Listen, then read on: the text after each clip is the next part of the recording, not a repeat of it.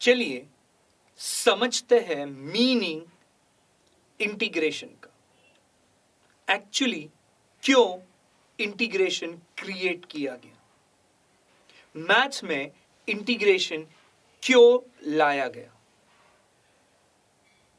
यह समझने से पहले कि मैथ्स में इंटीग्रेशन क्यों इंट्रोड्यूस हुआ, आपको यह समझना बहुत जरूरी है कि मैथ्स में एक बेसिक कॉमन सेंस, बोले तो फॉरवर्ड एंड बैकवर्ड लॉजिक हर समय चलता है। आप पूछोगे सर क्या है ये फॉरवर्ड और बैकवर्ड लॉजिक। चलो मैं समझाता हूं इसे एक छोटे से एग्जाम्पल से, और आई होप इससे आपको बहुत क्लैरिटी हो जाएगी कि क्यों इंटीग्रेशन इंट्रोड्यूस किया गया। देखिए मैथ्स में एक basic common sense that forward and backward logic हर समय काम करता है। क्या बोलना चाहता हूं, लेट्स से मैं एक सिचुएशन पे हूं, सिचुएशन ए, करेक्ट, और एक मैथमेटिकल ऑपरेशन परफॉर्म करके इस सिचुएशन ए से मैं सिचुएशन बी पे पहुंचा हूं। बट मैथमेटिशियंस बिलीव करते हैं कि अगर हमारे पास एक रास्ता है जहां से हम ए से बी पहुंच सकते हैं, तो हमारे पास एक रास्ता, कम से कम एक रास्ता तो चाहिए ही चाहिए जहां से हम बी से ए पे वापस पहुंचे। तो अगर मैं ए से बी फॉरवर्ड जा रहा हूं तो हमारे पास बैकवर्ड आने का एक रास्ता चाहिए। ये बहुत फंडामेंटल एस्पेक्ट्स है मैथ्स का। देखिए जैसे मैं पोजीशन ए से प्लस करके पोजीशन बी पे जा रहा हूं, तो अगर मुझे बी से ए पे जाना है मुझे क्या करना पड़ेगा, कैन यू गेस? हां, माइनस।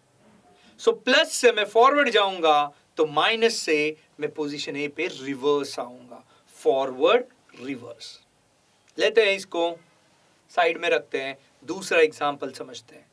अगर मैं सिचुएशन ए से, पोजीशन ए से मल्टीप्लाई करके बी पे आ रहा हूं, तो बी से क्या करूंगा, तो ए पे आऊंगा। टेल मी, करेक्ट, डिवाइड करके।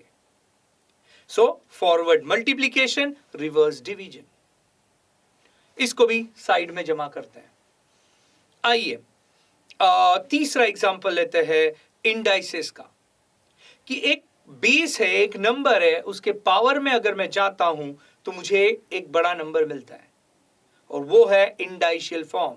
सो पोजीशन ए से हम पोजीशन बी में जाते हैं, that is base raise to power equal to number, correct.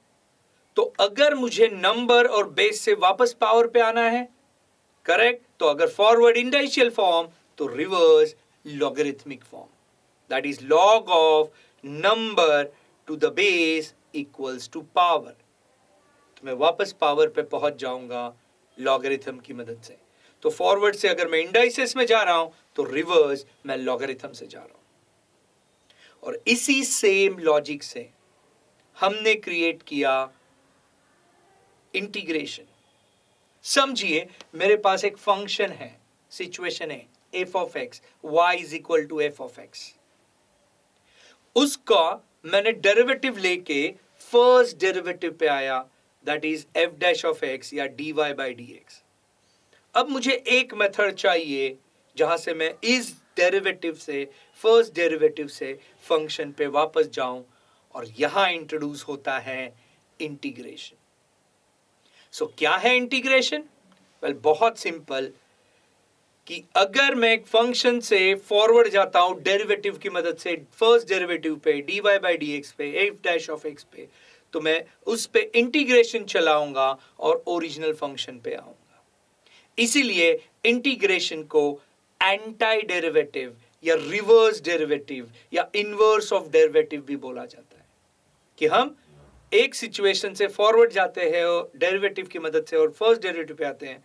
तो फर्स्ट डेरिवेटिव से अगर मुझे फंक्शन पे आना है, मैं क्या चलाऊंगा? करेक्ट, इंटीग्रेशन चलाऊं। So what is the meaning of integration? Well integration का पहला मीनिंग और पर्पस है कि मुझे ओरिजिनल फंक्शन ढूंढते आना चाहिए डेरिवेटिव से।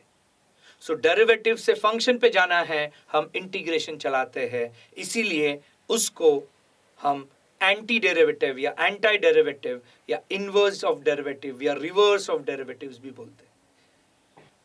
इंटीग्रेशन को हम इस स्टाइल से दिखाते हैं जो इसका सिंबल है, एक अर्थवर्म की तरह। और उसके आगे जब भी हम लिखेंगे इंटीग्रेशन को तो कैसे लिखेंगे?